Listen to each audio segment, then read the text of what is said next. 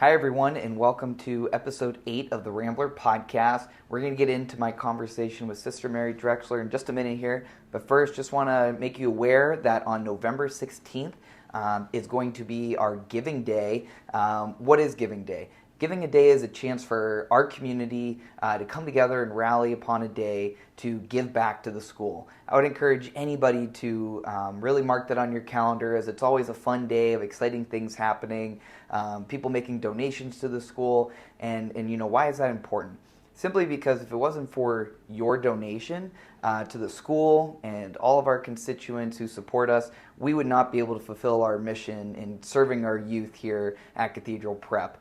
With a foundation of faith, family, tradition, and excellence, we develop men and women of vision and spirit, mind, and body. And that, as our mission statement states, is why it is so important for our mission to keep going. And when you choose to give to Cathedral Prep, you're choosing to partner with us and saying that you see value in the mission we're doing here. Whether you were a student previously, you were involved with the school in some way previously, even if you weren't a student, or you're involved now or in the future, whatever it is, if you see value in what Cathedral Prep provides, I would highly encourage you to partner with us. Whatever the amount that you might be able to contribute on that day would be, doesn't matter. Just being able to say, you know what, I support the mission of the school, I want to be a part of that, I would encourage you to do so. So just want to put a quick little plug in there. November 16th is going to be our Giving Day. Really exciting time for our school's history, and just want to thank you for all your support and what we do. So now let's get into this episode of the podcast with Sister Mary Drexler. Hello, everyone, and welcome to this episode of the Rambler Podcast. I am your host, Jimmy Smith, Cathedral Prep Class of 2011. I am the Assistant Vice President of Development and Strategic Initiatives here at Cathedral Prep, and very proud to be serving in our school in this capacity. But I'm very excited to introduce this episode's guest of the podcast is Sister Mary Drexler. Sister Mary was born and raised here in Erie, PA, and she graduated from Villa Maria Academy in 1963. In the fall of 1963, after her graduation from Villa, she entered the Sisters of St. Joseph. And after that, Sister Mary graduated from Villa Maria College in 1971 with a bachelor's degree in elementary education, and then she went on and received her master's in education administration from Xavier University in Cincinnati, Ohio. She served most of her ministry career in education, having taught at St. John's School, Villa Maria Elementary, Our Lady's Christian, Our Lady of Peace, St. Bernard School in Bradford, PA, and Notre Dame School in Hermitage, PA, where she also served as an assistant principal there. She began at Villa Maria Academy as a theology teacher in 1981, and 2 years later she became the assistant principal, where she served in that capacity for 10 years. She left Villa in 1993 for a year of study and came back part-time as a theology teacher and taught for another 3 years. Fast forward a few years later, then to 2006, where she was then named the principal of Villa Maria Academy until she retired from Villa in 2016. And she did spend one final year in education as the principal of Our Lady's Christian School, now known as St. Jude's. In 2013, she was recognized by the Mercy Center for Women as one of the women making history in recognition of her dedication to Catholic education. In 2014, she was inducted into the Villa Maria Academy President's Hall of Fame. Then, in 2017, she received the Monsignor Wilford Nash Principles of Christian Conduct Award from Gannon University. She has served on the Board of Trustees for Gannon University, the Board of Directors for Erie Catholic School System, and also the Board for the Sisters of St. Joseph's. Currently, Sister Mary is the president of the Sisters of St. Joseph. And the Sisters of St. Joseph's, they were founded in the 17th century France and first came to the Erie Diocese more than 150 years ago to minister to the sick, teach children and to respond to however possible in the need of the day.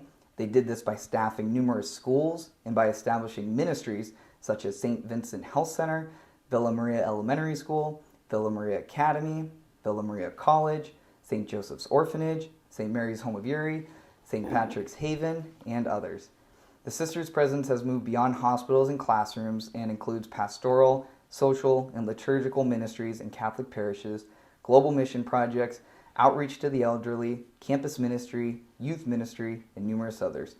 Today, more than 350 sisters and associates continue to carry out the Sisters of St. Joseph's of Northwestern PA mission of unity of neighbor with neighbor and neighbor with God. So we are very, very honored and blessed to have Sister Mary Drexler on as a guest of the podcast. Welcome, Sister Mary. Well, thank you. It's good to be here. Absolutely. Yeah. So exciting. I met you outside of the new main office for prep, and we were walking over to our advancement house where we're recording the podcast, and just neat to see, was just recently we had the blessing of the new building, and now the school's in full swing. The students are in. It's just a fun time for all of us. Yes, it's been nice to get a view. I can't wait to really actually see now that it's completed, but that will come within a few weeks. Yeah, so absolutely. I'm excited about seeing it, and I've heard good things. I guess one of the things I think of is the recent Harvest Gala. I went to it because one of the teachers from Villa, not one I hired, but boy, I wish I would have hired her. She's such a great lady, that Ruth Olajuri. But I was so touched because we've heard a lot of negativity from Villa alum, and what impressed me at the Harvest Gala was how many Villa alum showed up. There were, because Kevin had asked, if you were a Villa alum, would you please stand? I was just kind of shocked at how many Villa alum turned out for that event. So it said to me that there is a lot of support here. The other piece is I've felt the energy of the students. While I don't know any of the current students because I've been gone for a long enough time, I know what they're like as high school students. And that alone said to me, this is a good thing. This is really about the kids. And so we have to do what's best for them, whether we like it or we don't like it. And the proof will be in what happens in these next 4 years, how these students turn out, what they offer to the community, to their faith, to the church. It will be interesting to see that go forward. And I know you've had a chance to meet with Kevin Smith, and he brought his senior administration team out to meet with you to talk about the history, of Villa and the sisters and whatnot. And like you said, the proof will be in the 4 years to come as a result of this new school with the students that are graduating. But it's great that we're always looking back on our traditions and carrying those on with us going forward into a new future as this new school. I think you said it so well at the dedication, at the blessing.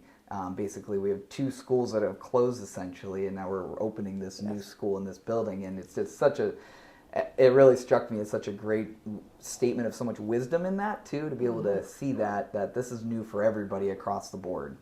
Yes, that was something that came to me one evening. I must have been out walking, and I said, well, prep is closing too. Yeah. It's not just Villa. Prep is closing too. Closing to what they had always known as the prep tradition. Right. The other piece that I thought about was all of the students who are in this school now have all been in coeducational opportunities. Right.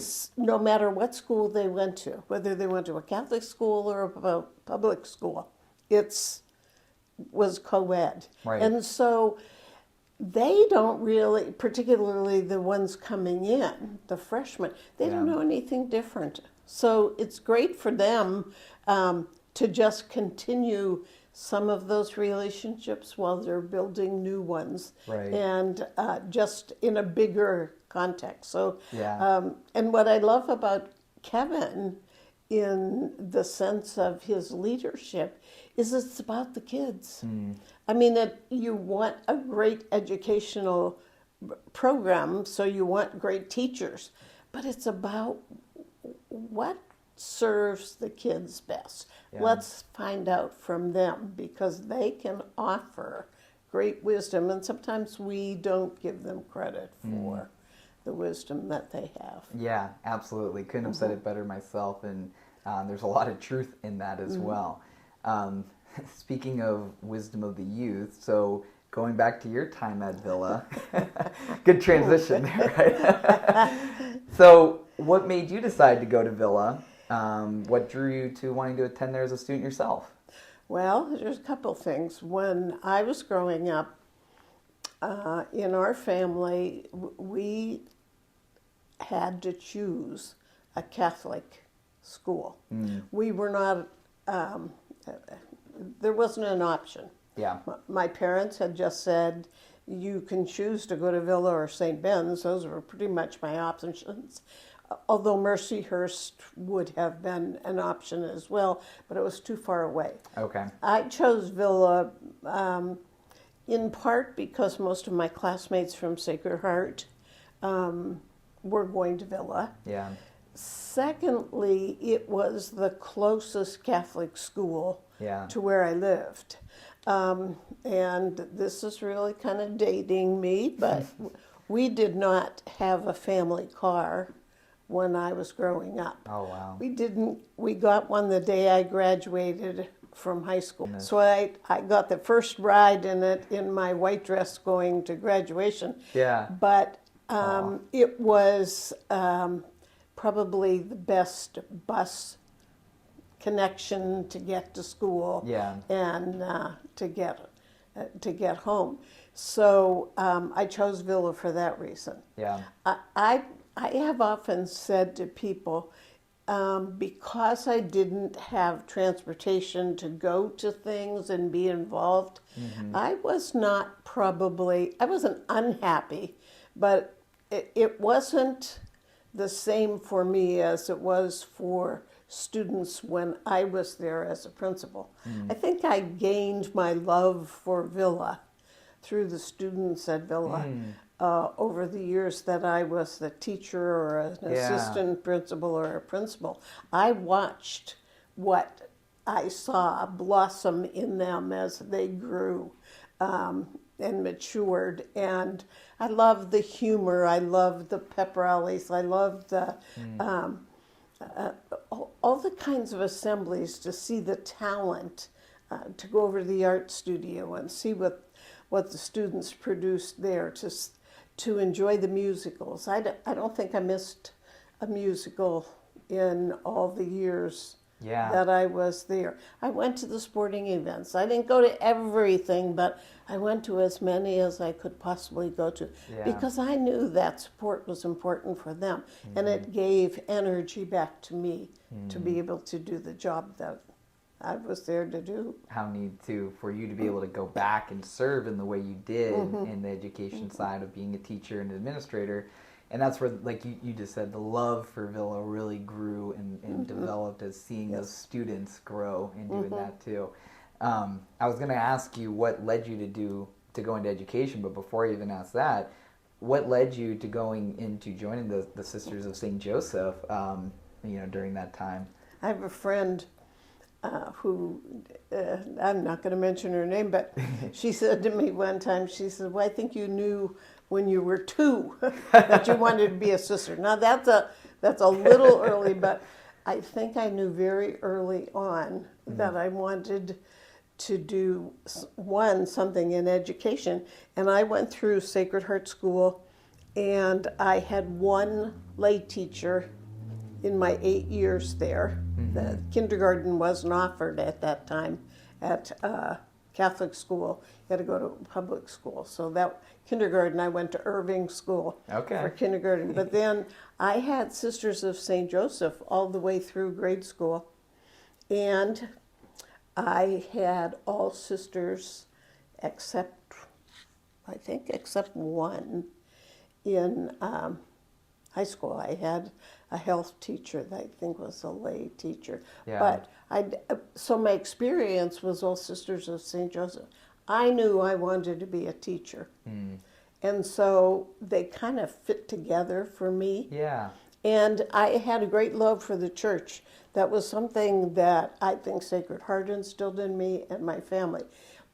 we grew up with a family where church, school, and home were three important parts. Right. And my parents really instilled a love for the church and also, a love for the school.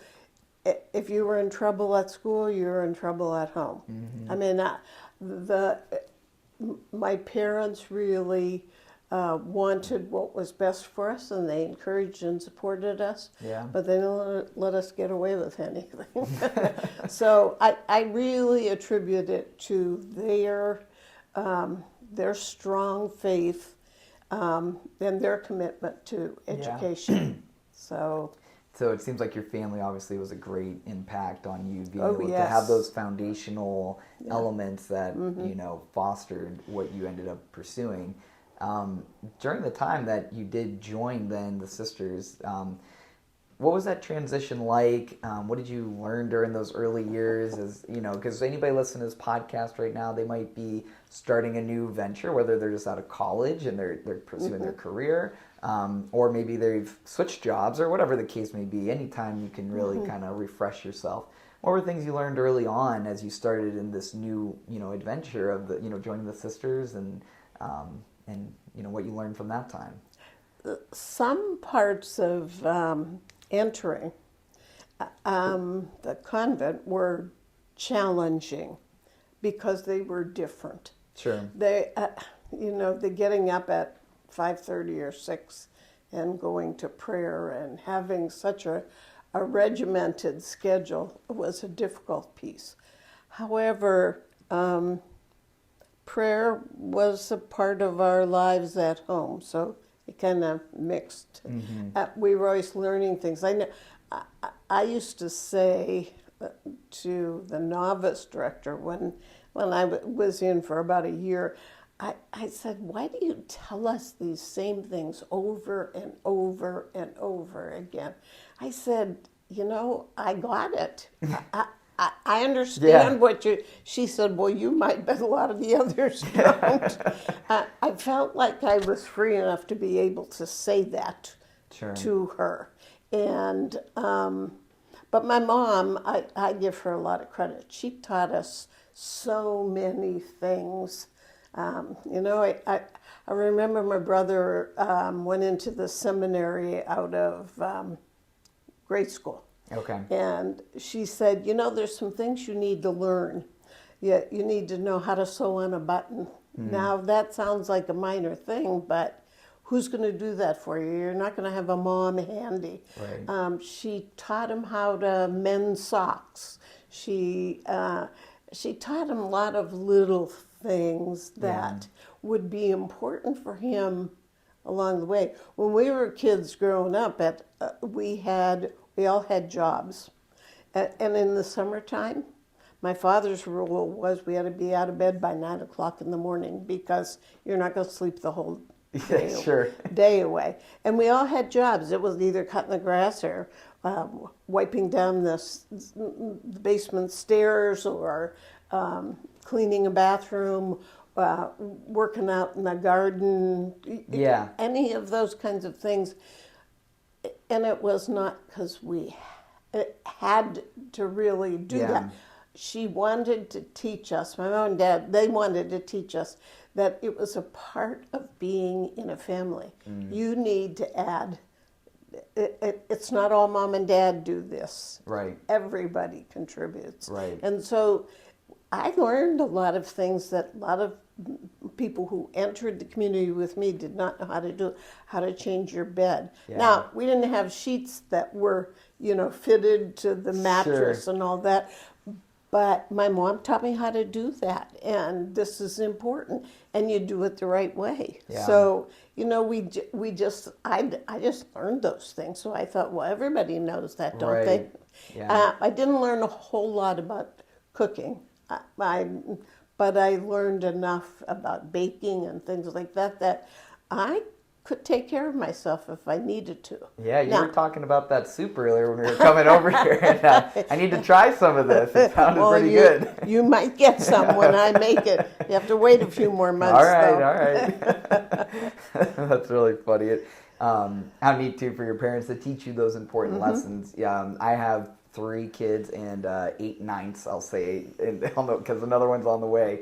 And so I have Braden, who's 4, Carter's 2.5, Aubrey's 1.5, and then Olivia's due in October here. Oh. Yes.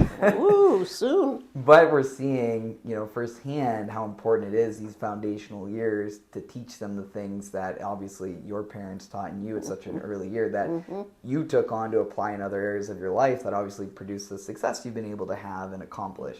What are things that, in your career, whether in just ministry work or education, that you would say are some leadership qualities that you were able to apply and learn, or maybe things you messed up during those times but you learned from, that things that you learned along the way in your journey that helped you? I think this is going back to grade school. My parents wanted us to be able to speak in front of a group. We were all fairly quiet kids growing. Well, there were 7 of us, so 7 children in a house. We just tended to be quiet by nature. Yeah. We would have to get up in front of. We stood in front of the refrigerator in the kitchen, and we'd have to recite a poem, and the rest. There'd be some family members around listening to us do that.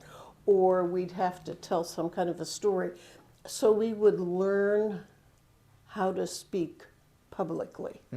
And we wouldn't be afraid. You couldn't stand with your head down like that. Right. You had to look out at the audience. I think that was a small skill along the way. Yeah. Because my parents chose good schools for us. We learned how to articulate it in writing, how to put together good thoughts. I just think there were many things like I remember joining forensics in high school because you had to speak, and that was not one of the things I liked to do. Yeah. So some of those things were just a part of the educational process that taught you how to be a leader. And I think when I was going into 7th or 8th grade, my youngest brother was born. And so I became like a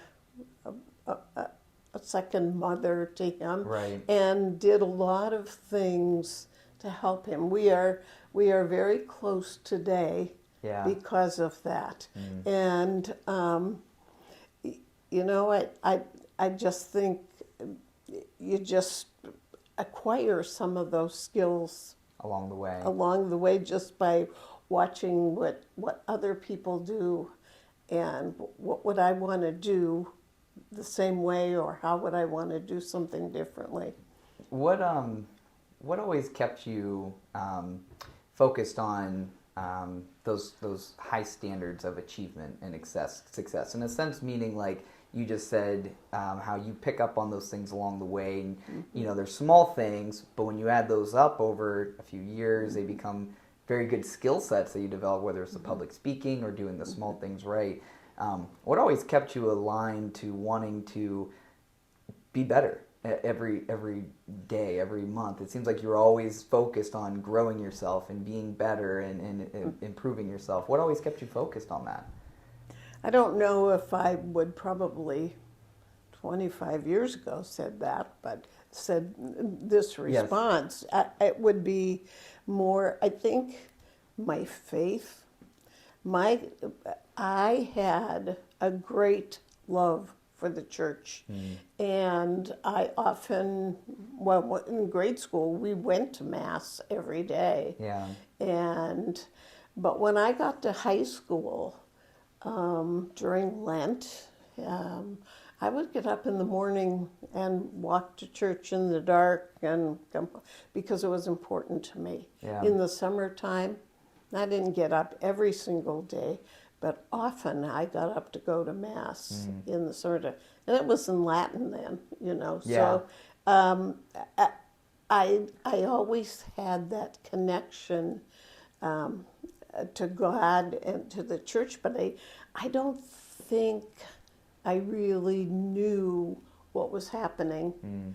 I just, it was important for me. Yeah. But I can't tell you anything more than that, except to say as an adult, I'm sure that connection to the church had made a huge difference as I went through. It was just sort of very subtle and but important. Well, it seems like it gave such much purpose to your life, where when you wanted to serve the church, it seems like you just continually looked for ways you could grow your capacity to serve the church, and just how important it is to have, you know, purpose in your life, to not just be going through the motions of a day-to-day existence, but to serve your God in the chosen field you might be in right now, to be able to say, I want to be better at this because God has me here at this moment right now. He has me here. Let's make the most of it, and cultivate where I'm at and help grow this, because that's where God's placed me right now. And I just see that as such a testament to your life and what you've been able to do. You know, I kind of read off in your bio all the, you know, awards and accolades you've been able to receive. So having been on this side of things, where now you've accomplished so much and achieved so much, what would you say your definition of success is, or, you know, as a person who has a successful life? What's the definition to you for that?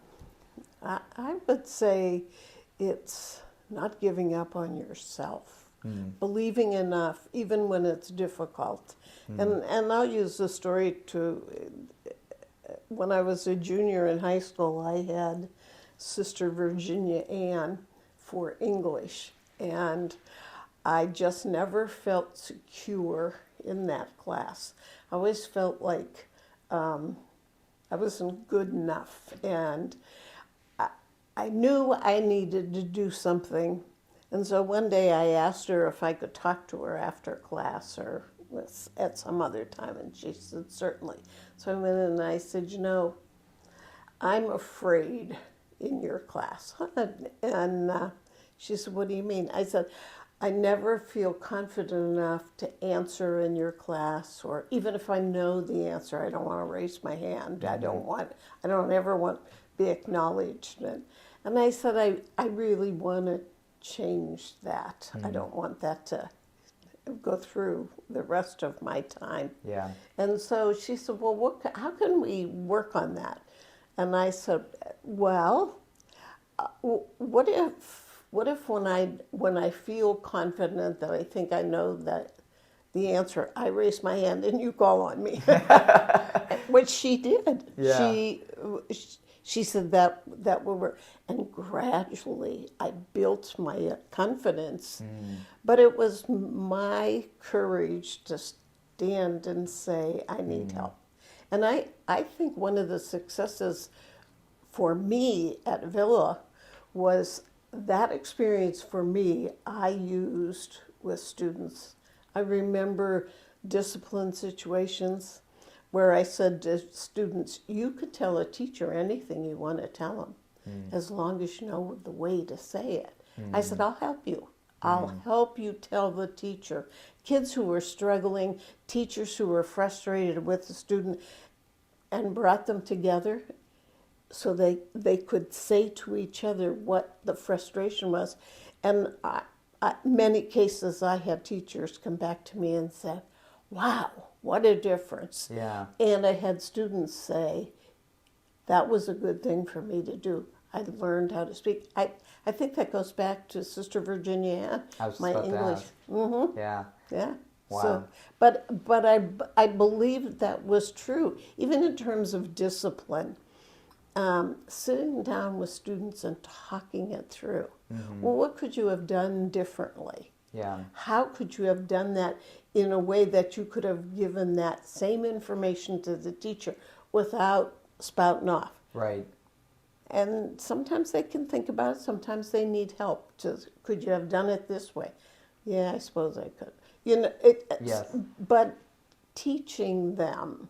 Yeah. Somebody said to me just recently, I think one of your gifts is that you know how to bring people together so that they can have a conversation and bring some closure to something they're upset about or don't know where to go next, but you bring the people together that are important to talk about it. Yeah. And I do think that is a gift.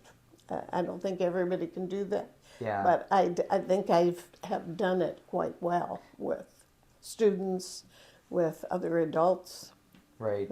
And it, goes without saying, you talk to somebody who has been taught by you, or, when you were the administrator of a school, you mention your name. Oh my gosh, she was such a caring person. And it's just your heart was always in the right spot, and you always kept your intention on resolving the conflict, not just taking a side. It seemed like you said you basically were building bridges all along the way and helping connect the dots for people. And what you said, it's more of a gift that you had in that area, that you had. How would you say you were able to do that with people, between conflict resolution or when people had things that they were frustrated with another person about? What steps did you take usually to help them build those bridges? Well, I can give an example of a situation. I don't even know exactly what happened, but I was not at the soccer. It was a soccer game, and there was a student who was put into the game. She probably didn't start, but she was put into the game, and she was so excited. And the coach had said some things to her before she went in. She wasn't in for very long, and he pulled her out. And she was kind of like, "What did I do? Yeah. Why did you?" And she was so frustrated. She said some things to the coach. I don't even know what she said. I never even heard. But the coach was so upset. He came to see me, and he said, "I want her off the team." I said, "Wait a minute. Well, I need to talk to her." Yeah. And I think we need to sit down and talk together. So I talked to her. I talked to him and heard. I said, "Let's sit down together, just the three of us, and have a conversation." And I said to the girl, "Tell the coach what bothered you so much." And her concern was, or what frustrated her, she thought she was doing what the coach told her to do. And he said, "Well, you were." And she said, "Well, why did you take me out?"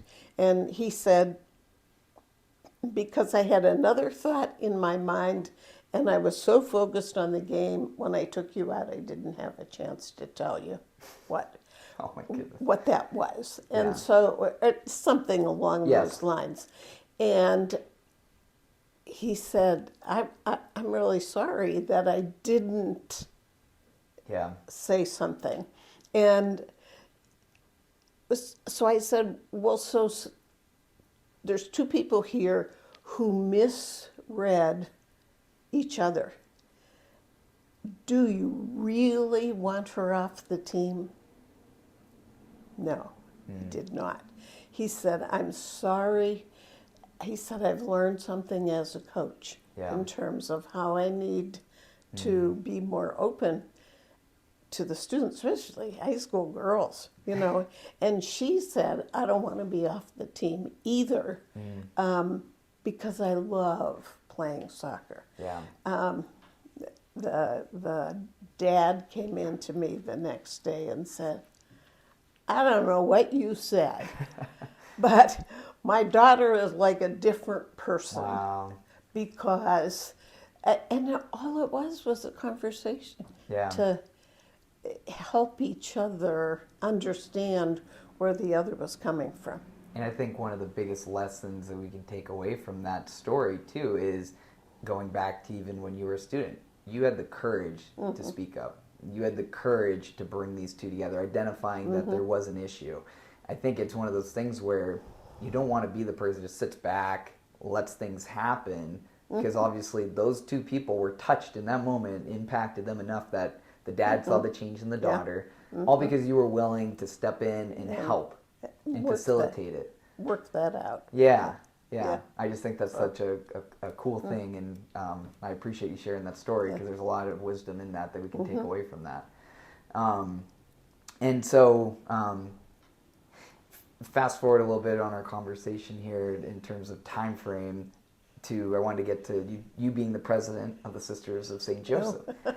So we were talking a lot about education, right, and about the stories of time being a teacher administrator. But how did that come about? First of all, because you had retired from education. You took some time to yourself to maybe regain focus or whatever it was that you needed to do. And then how did that come about that you now are entering this role as the president? Well, we have, in religious congregations, you have what's called a chapter, and a chapter of affairs where you bring the needs of the community, the congregation together, and you come in dialogue and have conversation to come to what's the next step. Yeah. And it's also the time when we have our chapters, when our elections happen. They happen every 4 years. Okay. And what people are, sisters are asked to surface names of people they think have leadership skills and who would be good for leading the congregation. And then those people, those names, the people that get the most names submitted, are asked to enter into a discernment process to see if they want to. We had probably 10 people in the last election whose names were in, and then they took some time to pray about it. We came together with the congregation and talked about what we saw in ourselves that we could offer, what questions did they have about us if they didn't know us, what's your leadership style, what's your what do you see as one of the things that would be the hardest for you to do if you were in this position?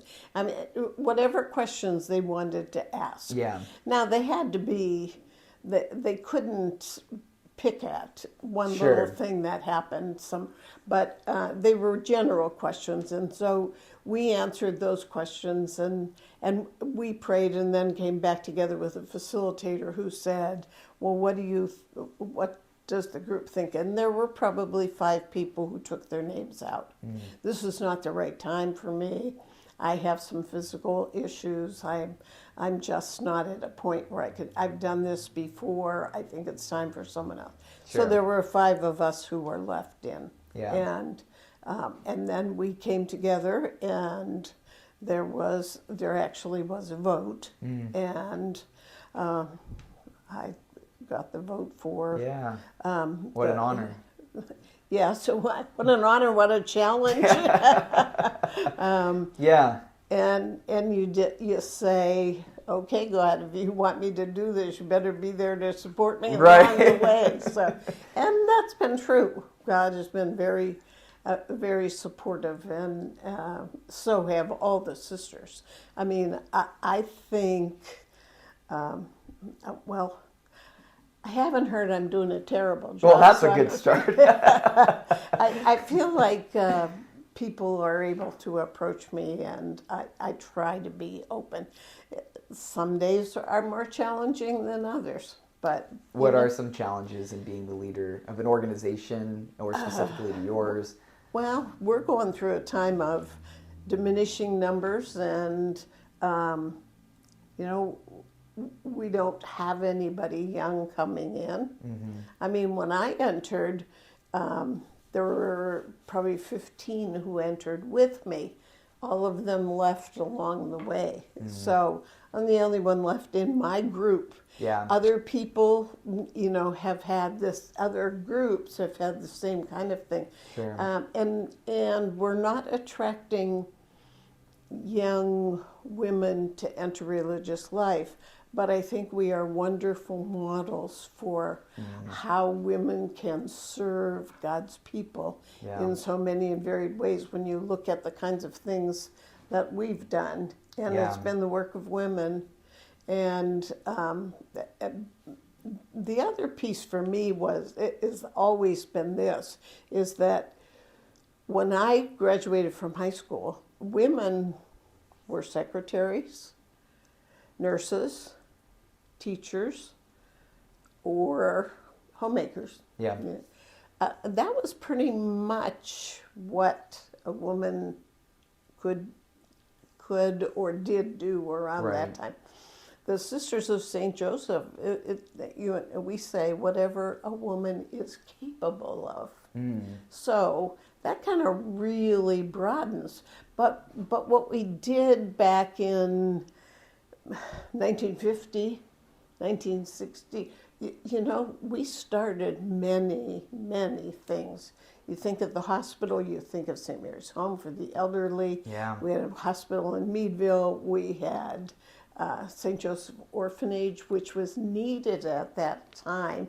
We just rose to the occasion and did that. And then when we got into a point where, for example, in schools, the need, many young women went through the cadet training program and that kind of, so they became teachers, and it was time to pass it on. We have a saying in our community that says, do good works until near completion, and then if possible, pass them on to somebody else and let them gain the credit. So it was like, do it until your need is to go somewhere else and do another thing. It doesn't mean that education isn't important. We're still educating. We're just not doing the traditional education. Right. So if you take a step back, we're ultimately serving God. So if he's presenting a new need at the time, it's time for God calling you over here. And Yes. I think that's such a great statement because it takes you out of your own. Who doesn't want the credit sometimes when you're working on a project? Who doesn't want, even if you would say, I don't want to hear my name up there, when somebody says it, it makes you feel good to know that you played a part in that. So there's a lot to that statement to say, we served in our time because God called us to do this, but we're obedient to our God and he's calling us over here now. Yes. Was that a tough thing for you to learn through your time in the Sisters? Or I don't think terrible for me. I think it may have been harder on some people. I mean, I always loved what I was doing. Yeah. When I taught first grade, I loved first grade. When I went to high school, I loved working with the high school kids. Yeah. When I did campus ministry at Penn State Barron for a while, then I loved the young adults, the college kids. I mean, some people probably would not be able to say they loved the things they did. Right. I might not have liked everything about it. Sure. But I loved doing it. It was just who I was, And if you take that too, and you realize that when you're in the moment of serving God and you're fulfilling the need and you have joy and you have purpose and you're loving what you're doing, you're not thinking about the end result accolades anyway. Right. That's just something that your ego can get fed up with or you're caught on. It just, for me, it happened. I mean, I was nurtured as a teacher through the kids that I taught, because the funny little stories and cute things that happened were the things that really touched. Or even if it was a difficult challenge, when you saw the end result of talking student with coach and seeing the transformation that happened in both of them, what more do you need? I mean, that's like, wow, that made my day. Yeah. So. Yeah.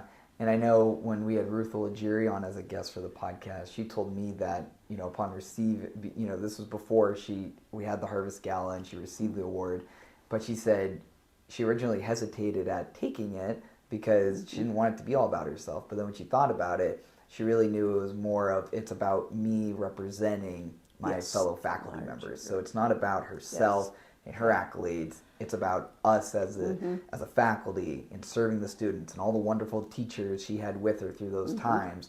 It's representing that as a larger picture versus just yourself. And I thought that was a great... Yes. Yeah. We have and I said it when I was inducted into the Hall of Fame from Villa.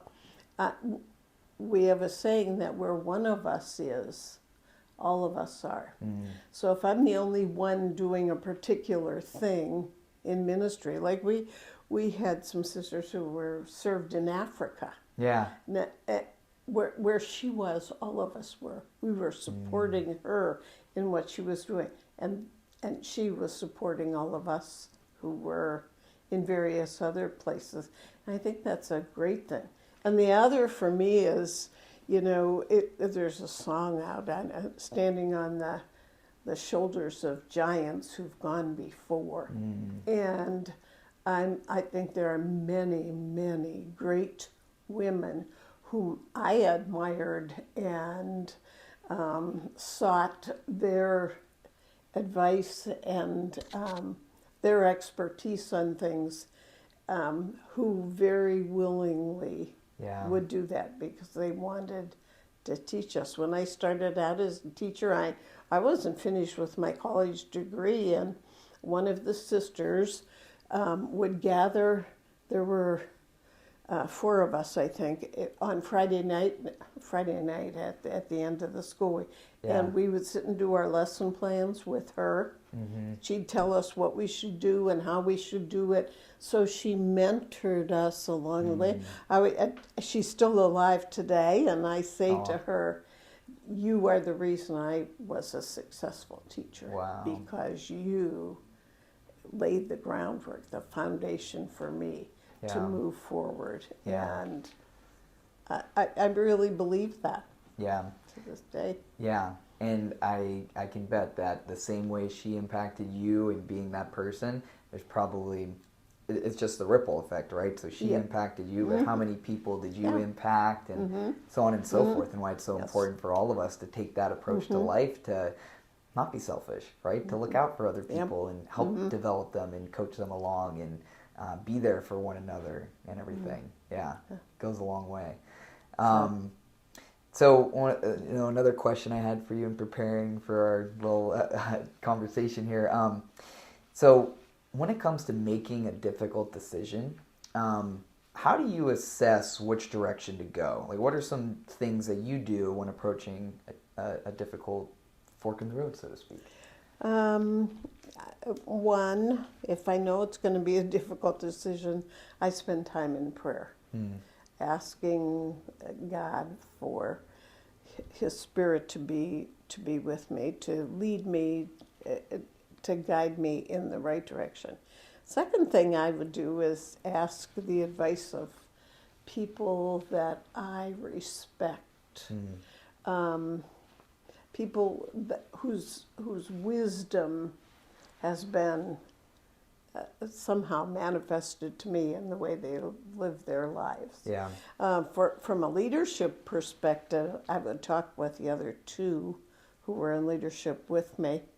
I think those would probably be 3 of the top things that I would do. And then I'd take all of that and kind of weigh it and sift it to say what seems to fit for me. And then make a decision. I mean, sometimes you have to make a decision, and sometimes there's 2 goods. This is good and this is good. I mean, look at the whole merger thing. Of Villa and Prep, they're both good things. And maybe something greater comes out of the good. I believe so. That's my firm belief. That's my belief. Is we're going to say at the end, why did we wait so long? Maybe. Well, it's funny because my senior year was, I graduated in 2011, so my senior year was the first year that the schools officially were merged. And to the extent of that year, I think the only thing we did was the all-school mass at the beginning of the year. But every single thing since then has been more and more growing together and adapting new traditions together, and now ultimately on one campus. So, but when I was at Villa in the beginning time, I did some things. We did a number of things with Prep. The senior theology classes came out to Villa, Oh, neat. and we brought in guest speakers, and we did I think we even did something off-site. That was back in the days when Bill Flaherty worked here. Okay. And he and I worked on several different programs that we could do. I remember we did some things in the theology class particularly. Yeah. Bringing them together and bringing in some people who Yeah. would be good for them to hear, and then have some conversations with guys and girls together. And So ultimately, this was destined to happen. ultimately, yes. When I think about it, Yeah. it goes back a ways. Right, yeah. So, another question I have for you here, as we'll start to kind of wind down on this, but a couple other questions. So, based on all the experiences you've had in your leadership, what's some advice that you would give somebody, young person starting off in their career, aspiring leader, wants to, step up maybe in their place of work or what have you? What advice would you give that person who wants to be a leader one day? I would say, don't jump in and try to change the world in the first week. Observe. Get a feel for the place where you are, especially if you're somebody new coming into a new place. Watch that whole observe. Don't try to make changes immediately, even if you're in charge. Watch to see, because what I always hear is you never gave that a chance to see if this is the way it would work. Right. I don't think people generally like it when somebody new comes in and changes everything just like that. Yeah. I think it's better to spend a little bit of time. Now, if there's something that's really a problem and it really needs a change, then have the courage, but communicate it to your people. That whole piece about communication is essential. You've got to let the people know that this is why I'm doing this. This is what I see. Yeah. I tell people, this may not be right, but this is what I feel like I need to do right now. If it doesn't work, we can go back. Right. But it's not. It's engaging the people you're working with. Yeah. I remember one time at Barron, I said to this young fellow that was working as an intern for me, he's a prep grad, and I said, "Hey, do you think this thing is working?" I was having him put together a little, sort of like a bulletin. Yeah. He says, "No, I don't think they read it at all." I said, "Oh, then why are we doing it? Let's stop."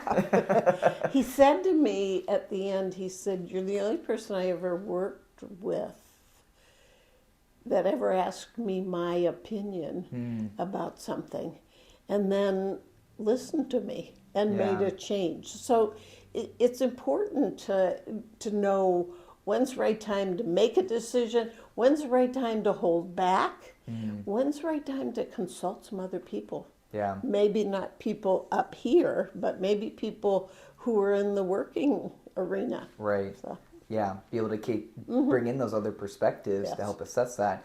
And such a great answer you have there too, and aspiring to be a leader, because that can apply whether you're in charge of one person, or you get in charge of a department, or you're president of the Sisters of St. Joseph.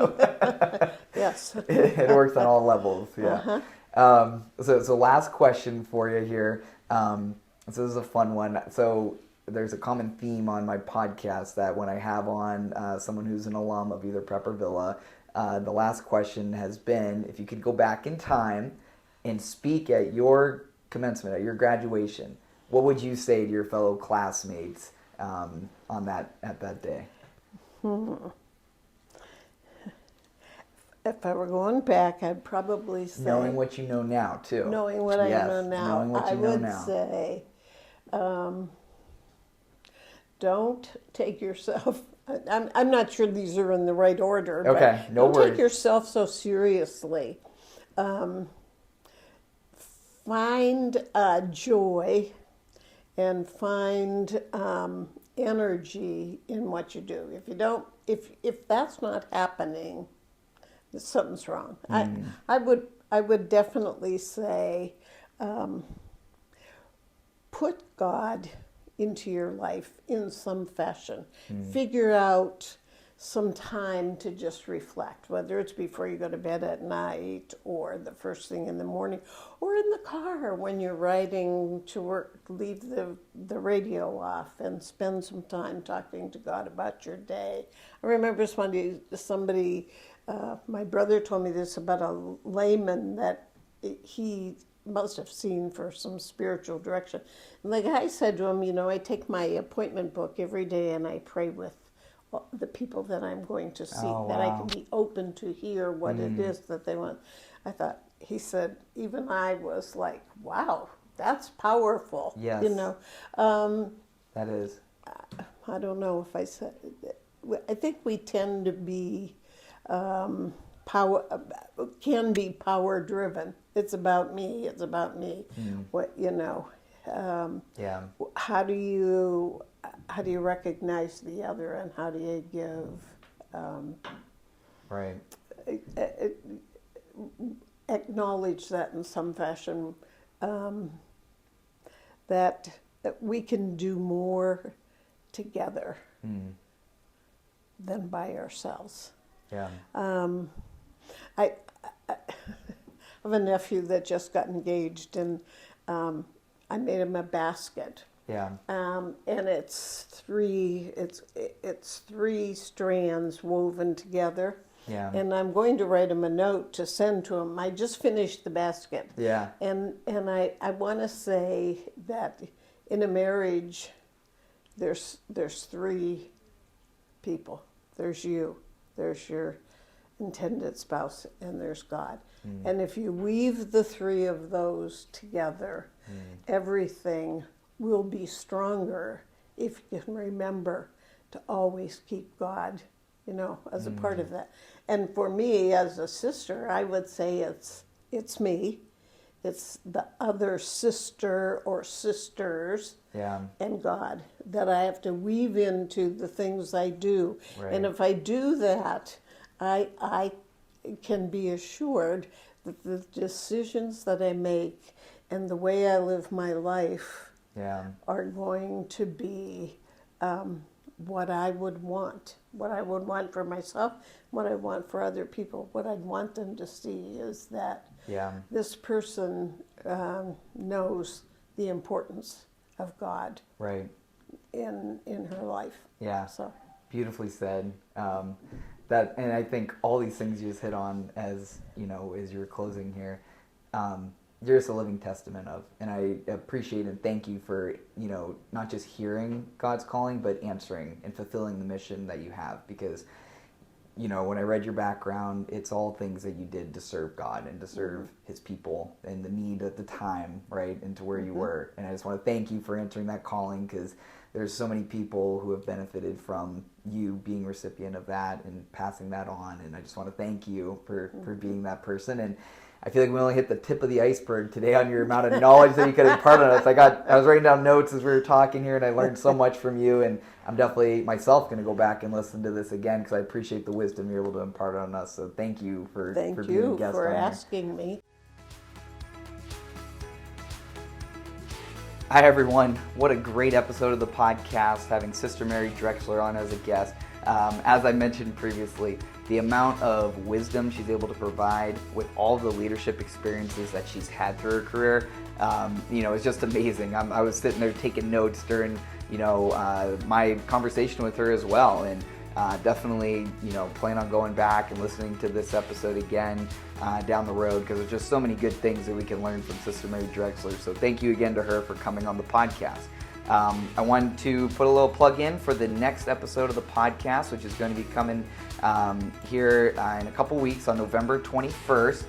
That episode of the podcast, we're going to feature Cathedral Prep girls basketball head coach Doug Chusey. Doug Chusey took over coaching for Villa basketball back in April 2011, and he's got an incredible resume of success that he's been able to lead his teams to through multiple playoff runs, reaching the state championship level, and the amount of girls that he's been able to help get scholarships to go play beyond high school but into college as well. And the one thing I love about Doug is he's just so tied into the school's mission and keeps big picture of what we're trying to do for the kids first and then basketball second, meaning that our mission and our values is what he's trying to promote within his team to his girls. And Doug's a great asset to the school and what he's doing there with the basketball program. So stay tuned for that episode of the podcast coming out soon, and we'll see you all later. Roll Ramblers, God bless.